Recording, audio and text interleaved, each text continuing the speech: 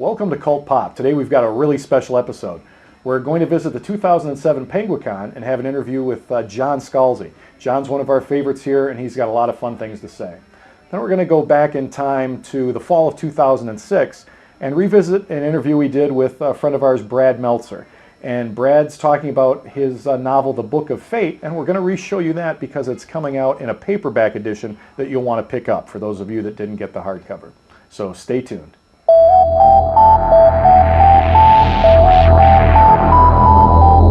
With nerves of steel, with determination and resolve, they go. And the USO will be there until every battle's won and every song is sung, until everyone comes home. Hi, welcome back to Cult Pop, and I'm with friend of the show, John Scalzi. John, thanks so much for taking the time to be back with us today. I'm happy to be here, as always. Get a lot of great emails saying, hey, we really enjoy when John's on, a lot of fun things to talk about. You've got a bunch of new books, a lot of new material out there for people, so let's jump right in. Okay. The Last Colony's out in stores now. You're going to be doing a huge book tour for that, and one of the stops is going to be in Michigan. Right. Tell us a little bit about the book. The Last Colony is the third book in the Old Man's War series, but importantly, it's meant to be a standalone, which means you can pick it up without necessarily having read the other two. In the story, we meet John and Jane Sagan, who are a happily married couple living the sort of slow lane life in one of the humans' colony worlds.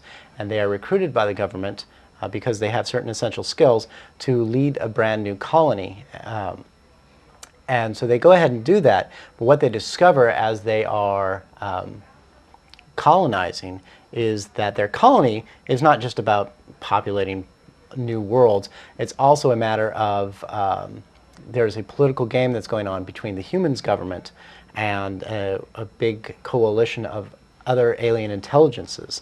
And they're basically playing a game with each other, trying to see who is going to be the preeminent government in this corner of the universe.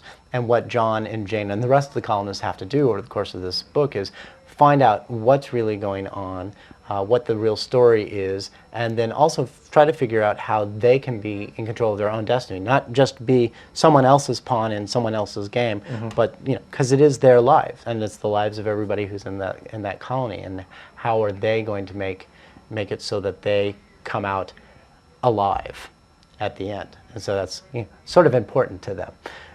So that's basically what that book's about. John, you've had an amazing couple of years from when we first had the opportunity to meet you. Old Man's War come out, kind of a young author on the rise. Now these follow-up novels are doing fantastic, and to the point you're going to be doing this fabulous cross-country book tour. Tell us a little bit about how happy you are to just have this success come to you. Well, I'm of course very happy about it. It's one of those things that when you start writing and you start writing fiction, these are the things that you hope for. You hope that your publisher comes and says, we're putting you on a book tour. It's going to be 3 weeks. You're going to go all across the United States. Now, of course, the reality of that is a little bit different. When they told me, we're going to put you on a book tour, and we're going to take you to all these places, all these cities, and you're going to be gone for 3 weeks. And my first impression was, cool, I've reached this level. And then my second impression was, I'm going to be away from my wife and family for 3 weeks. And it didn't, if I was a real human being instead of an author, I would have thought of that first instead of cool first. But that's an author for you.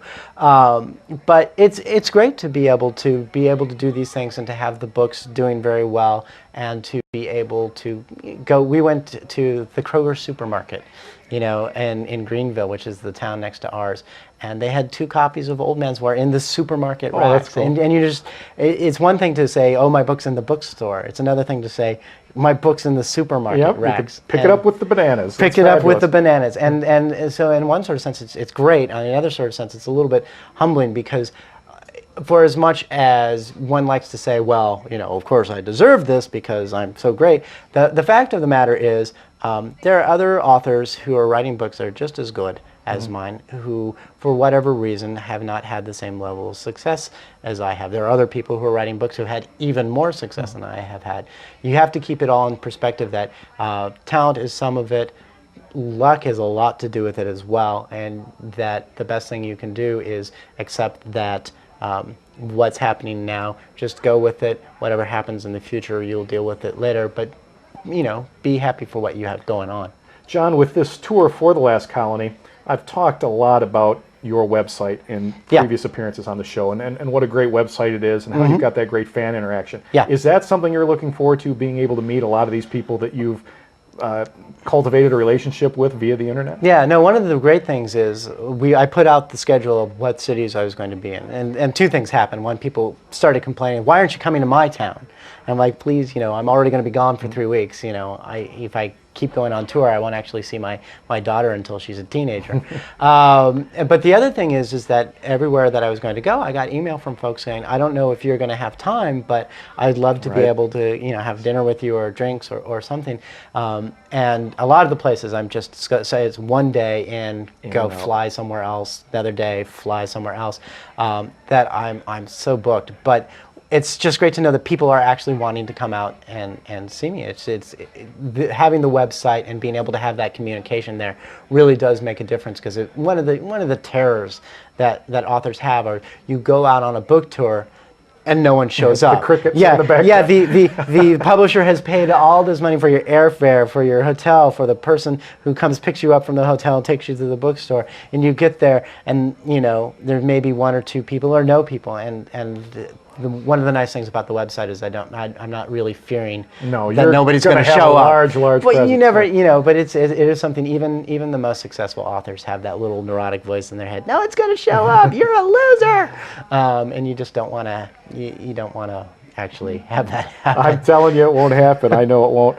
Now, your success, as we've talked about, has been vast here the past couple of years. Android's Dream, we had you on here a few months back, and that's been incredibly successful. Yeah. And Old Man's War is soon going to be out. Is it already out in paperback? It's out in mass market paperback. That's that's the format that you will find in your supermarkets. Yes. All right, great. And Ghost Brigades is going to be out in May as a mass market paperback. Probably by the time that I'm here on my book tour. fantastic. Yeah. So people can pick up more stuff to sign. John will be there signing. I'll happily sign anything you throw at me. Now, do you think you'll be doing any readings at any of these appearances? I may do. It's a lot of it. I'm going to put up to audience vote. If they want me to do a reading, I'm going to do a reading, and then I may read either from Last Colony, or I have the second book in the Android's Dream series I'm currently writing. It's called The High Castle, and I have the first chapter of that written, and it features multiple simultaneous political assassinations on a golf course. So I'm going to ask people, do you want me to read something I've already written, or do you want me to read something as a preview? And whichever what is that they would like to hear first, I'll be more than happy to do. I'm very flexible. People are coming to see me. I want to make sure that they have a good time. So there's the potential to have that as well. John, I wanted to mention you do work for one of my favorite small presses, Subterranean Yes. Press, and you've had a lot of neat stuff coming out. The Sagan Diary came out. Questions for a Soldier, or Questions for a Soldier. That was a fabulous little story. You just had a novel come out, and you've the coffee shop book. Yes, coffee all shop wonderful successes. And then at the webzine, you can go on there, and you had a great little short story. So tell us about working with Sub Press. Well, Sub Press has been a great relationship. I mean, one of the things that you do find is that Bill Schaefer, who runs it, does a very relaxed shop. He allows me to do a lot of stuff that I wouldn't necessarily be able to do other places. He's like, you want to try this? Go ahead and do this. Like, for example, at some point in the reasonably near future, I'm going to write a fantasy novella for him, and it will come out in in one of his books. Now, Tor is not necessarily interested in having me write a fantasy novella because they're busy trying to package me as a science fiction author, and I'm down with that. I want Tor to really focus on what Tor wants out of that, because they're doing such a good job so far. I'm happy to keep going that direction. But you do want to try different things. You do want to experiment with them and do it in a relatively low pressure environment. And Subterranean allows me to do that. So at some point there'll be that fantasy novella, and there might be a couple other things. The website where you talk about, he has his online magazine. One of the things that I get to do for that is write very short, mostly comic sort of pieces about just very funny things. One of the ones that we had was sort of an alternate history search engine. Yes, I like that. Where it's like, you asked for the death of Adolf Hitler, and it gives you multiple scenarios in which Adolf Hitler dies. Dies being mugged by Viennese prostitutes, gets mugged by, or gets encased in gelatin, or is all different sorts of things. I'll have another one coming out where it's very similar to Esquire. the Things I Know, where they have a celebrity talk about things I know. The person who's doing the Things I Know format is Pluto, the former planet. So that will be kind of fun. And there aren't necessarily things that are, they're not deep, but they certainly are fun. And it's a great release because you can just bang out something in 1,000, 1,500 words, and it goes up, and it's fun.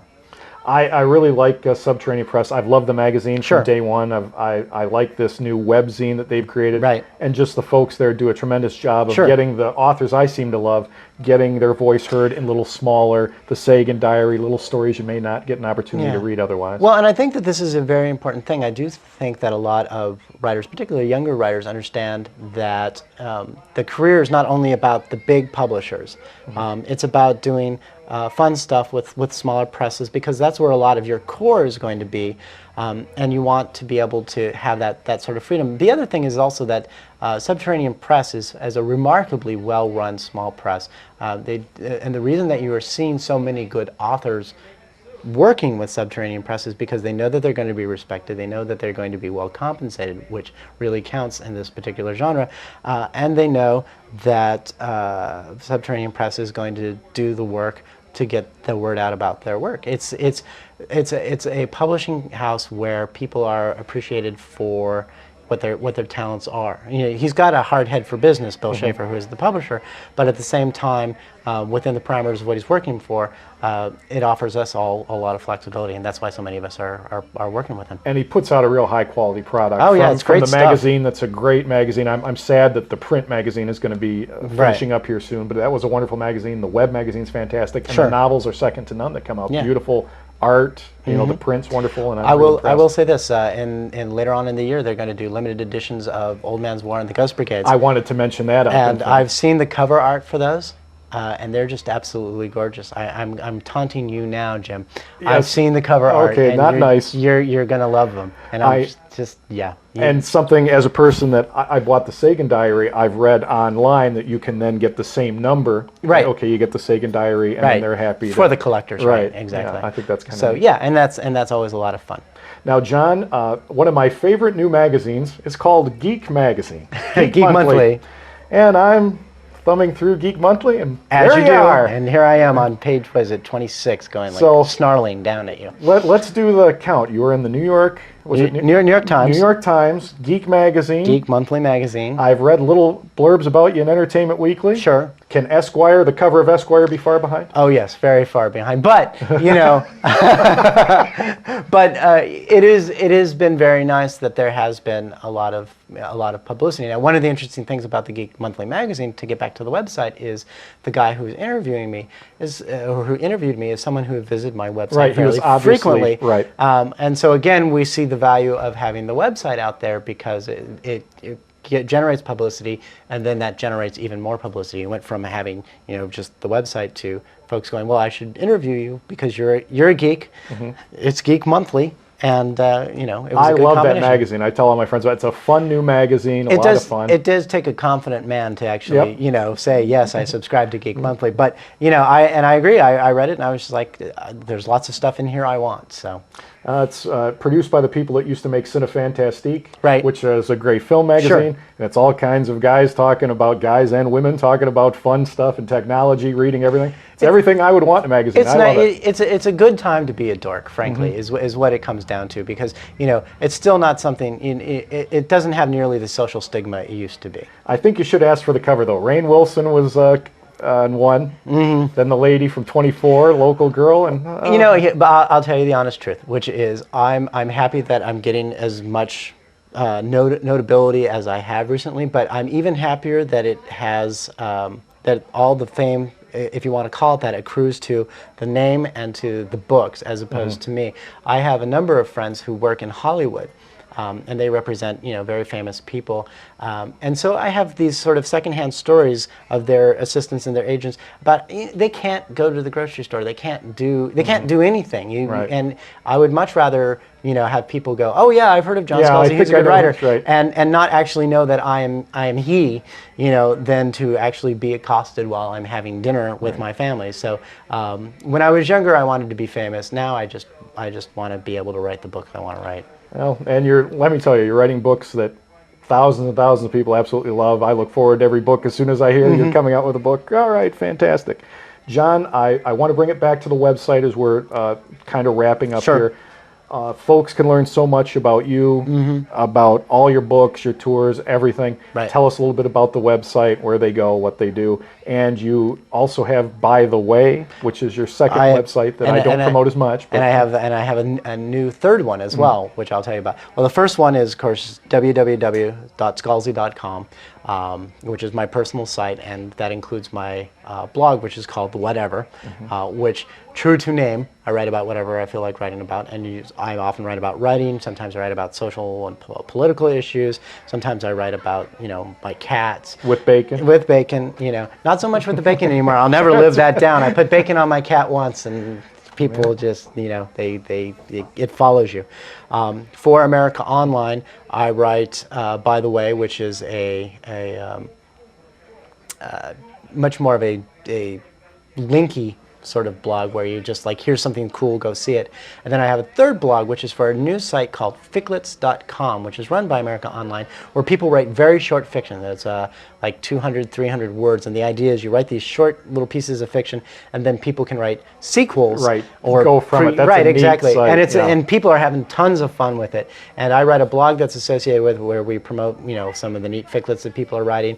I interview authors and other people in publishing, and I talk about publishing and writing issues. And in fact, when I do my tour blog, it's going to be off the Ficklet site with occasional things on my own site. And that should be really neat. You're going to do a daily update of kind of the... Yeah, I'm going to say what is, because a lot of people are like, cool, what is it going to be like to be on tour? I'm like, well, I'm going to tell you. It's mostly going to be, I think it's going to just me dragging my butt from, one place to the next and trying to get to all the places I need to be. Well, let me tell you, from what I've read, you're talking about doing a 3-week tour with one piece of carry-on, and I want to know how that works. I'm very curious. You will find out.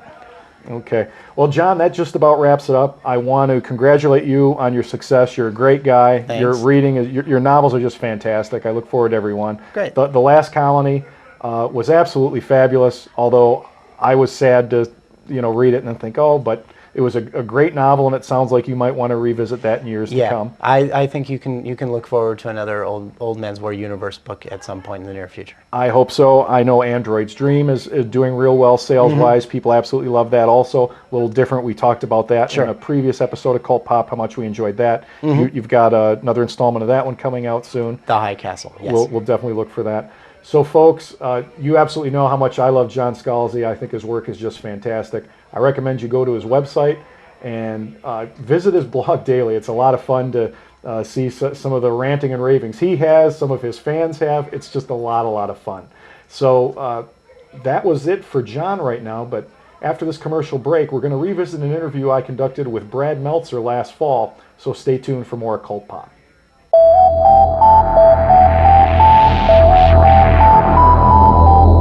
Today, 36 million Americans live in poverty, but one by one, people are helping themselves and each other to change the picture of poverty to one of hope. For easy ways you can help, visit povertyusa.org. With me today is Brad Meltzer, New York Times best-selling author of The Book of Fate, and just announced yesterday, #1 New York Times best-selling author. Congratulations on that fine honor, Brad. Wonderful book here, The Book of Fate, one of the best books I've read in the past couple of years. It starts off one of the most exciting action thrillers I've ever read, but the first chapter, before we even get to the Freemasons, you've got a presidential assassination attempt at a NASCAR speedway. Tell us a little bit about The Book of Fate. Sure. The Book of Fate is about a young president's aide who watches his friend die, the victim of a crazed assassin, and 8 years later finds out that his dead friend is actually alive and on the run. And trying to figure out what actually happened takes him back to a presidential crossword puzzle, to mysterious facts buried in Freemason history, and to a 200-year-old code invented by Thomas Jefferson. And he has to figure out, is this all coincidence or is it actually fate? And that's where the Book of Fate opens. Brad, I think what is really grabbing people and has rocketed this book to #1 on the New York Times bestseller list is that Freemasons angle, is that mystery here in America. unlike other books where it's a world, that mystery, the Freemasons mystery going on right here in America. Tell us a little bit about that. Sure. I didn't know what a Freemason was, and a friend of mine sent me a list of all the Freemasons, and he said to me that they basically date back to the old Stonemason Guild. It's the world's largest and oldest fraternity. And for that reason, people think that they built King Solomon's temple. Now, that may be true, but it can't be proven. But here's what can be proven. From George Washington to Voltaire to Winston Churchill, the Freemasons spent centuries cultivating the most powerful members of society. In the U.S., they built that power to new heights. They had everyone from Bob Dole to Jesse Jackson, Mark Twain to John Wayne. They had Harry Houdini. They had 8 signers of the Declaration of Independence, 9 signers of the U.S. Constitution, and they had 15 U.S. presidents, dating back not just to the old guys, but to Gerald Ford and to LBJ. In Michigan, here they had Henry Ford. And I just thought, all that power in one place, I want to know what is going on in this secret group. And so that's where my love of the Freemasons began. And it comes across in the book, and it is very, very interesting, and it takes a lot of neat twists and turns. Brad, you had some access to a couple of former presidents that's unprecedented. I've never heard of it. For somebody from NBC, ABC would be jealous of the time you were able to spend with former President Bush, former President Clinton. Tell us how spending time with those two folks led to this book. Sure. When I started, I didn't know really what I was going to write about. I was thinking to write about a gossip reporter, and then I got the most surreal fan letter I'd ever gotten in my life. It came from former President Bush. And he wrote to me saying, "I really like your book, The Millionaires. Will you sign a copy for me?" And I was just flabbergasted by it. I couldn't believe it. And at that moment, I sent him, "Listen, I don't care what your politics are. You're the former president. I'll send you a free book." So I sent him the free book, but I also eventually sent a note back that said, "Can I come see what your life is like? Can I see what it's like to be the former leader of the free world and suddenly to be just a guy who has to stop at red lights like the rest of us?" And he was kind enough to say yes. He said, "Come down to Houston." I spent nearly a week in Houston with the Bushes, sent a similar letter up to Clinton's office in Harlem, and got to go up there, and it was absolutely the most amazing experience. And all the things I got to see there are what I put in the book. So for instance, you'll see in the Book of Fate that the first thing that a president has to do when he leaves the White House is he has to plan his own funeral. Presidents' funerals and national affairs have to be thrown together almost without any notice. So the first thing we say to our former presidents is, "Thank you for your service, have a nice life, now go plan your death." And I just thought, that's heartbreaking. I put it right into the novel. And in the book, it is such a fantastic book because not only is it an action-packed thriller and it's a page-turner, but you see the lifestyle of these former presidents, of the former president, but from your experience with these two former presidents, you know that here's a real truthful, you got the insight there, and kind of the longing for the power they used to have really comes across in the book, and that here they were the president, and then now they're not the president. They're just us. And part of your interviews there was one scene in particular where there's a picture of the president's desk and his view from that desk. Tell us a little bit about that. Yeah, no, there's all the details in the book, even down to what's on the walls. I went into Clinton's office, and in Clinton's office, there was a picture taken from the point of view as if you put the camera in his chair in the Oval Office and you snap the shutter. And then suddenly you got to see his view of the Oval Office, who was on his speed dial because his phone was right there, what pictures he looked at every day. Only one man knows what that looks like, but Bill Clinton did. So that's on the wall in the president's office. You'll also see in the novel a bronze casting of Abraham Lincoln's fist. I didn't make it up. It's in George Bush's office today, former President Bush's. So all those details, even down to the stories about being on Air Force One for the last time. Bush told me a story about how he came home on Air Force One for the very last time. Plane landed in his hometown. He gets out, and there are a couple of reporters there, and the reporter says, "How's it feel to be back, sir?" And he says, "You smile at them and you say it feels great, and you try not to think of what your life was like 4 to 5 hours earlier." And that just broke my heart. I mean, it is just an incredible, absolute loss of power. And we all know the West Wing, but we never think of what happens afterwards. I'm talking about the Book of Fate with best-selling author Brad Meltzer. And Brad, it went #1 yesterday. Tell us about the level of excitement and the pride you must feel for having your book #1 fiction, #1 novel, New York Times bestseller list. Yeah, I think, to be honest, we're a little bit still in shock. My father's being severely medicated as we speak. And I called, when they called me, they were searching for me. I was in an interview. They couldn't find me. They called my wife at home, and she pried it out of them. They're like, "I can't tell you." She pried it out of them because she's a lawyer. She's not taking that for an answer. And after that, what happened was they gave me the news, and I was just so excited. I called my mother first, and I got my mom, and my mom, as soon as I tell her, just is hysterically sobbing. She's just broken, and you know, it's your mother and your son, and we're talking, and as she's sobbing, I'm sobbing, and in the middle of these sobs, I say, "Where are you now, Mom?" And she says to me, "I'm at Marshall's." And of course, my mother's at Marshall's bargain hunting. You know, she's getting a deal on some secondhand stuff as well. But it was just the perfect moment. Is like, you know, my mom always taught me never change for anybody, and no matter what happens, my mom is still bargain hunting at Marshall's. So it was really one of the most spectacular moments. Fantastic. That's a nice story, and it appears on your website. I think a lot of people are going to be picking up this book for the first time. That might be their first exposure to you. Why don't you tell people about your website and how they can learn more about your previous books and a lot of other interesting things you have going on in your life? Sure, yeah. The website is www.bradmeltzer.com. And one of the things I'm proudest about is it's not an ad. We put free short stories there. We put free facts. I mean, I think the Freemason stuff alone is worth the trip. You'll see that there are, and this is in the Book of Fate, but you can see the beginnings of the teasings of it, is that there are actually hidden symbols built into the city streets of Washington, D.C. We put the maps on the website, and you can see them here. Amazing. And you'll see that the Freemasons marked the city because George Washington was a Freemason when they built it. And so they used it, and they marked their own brand there. They used a pentagram, the most widely used religious symbol in history. And you can see that when you look from above, Washington, D.C. looks like any other city, perpendicular streets. But when you line up the diagonal streets, they form a pentagram. The top point of the pentagram is the White House. Right. And if you go east, you see the compass in the square, the most sacred Masonic symbol. They put that there too.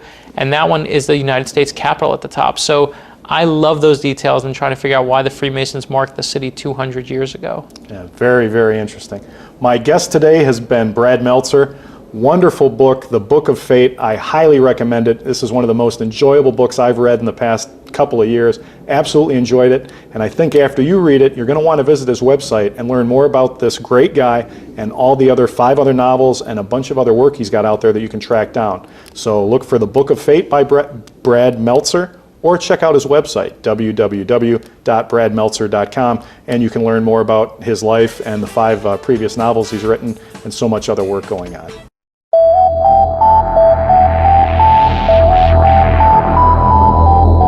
Well, that's another episode of Cult Pop. Thanks so much for watching. 2 of our favorites on here today. John Scalzi, great author. We recommend that you visit his website, and you can learn all about the books he's got out there. And Brad Meltzer's a lot of fun. And besides his novels, don't forget that he's doing great work for DC Comics, in particular writing the Justice League of America, so visit his website also. We hope you enjoyed today's episode of Cult Pop, and we hope we see you next week.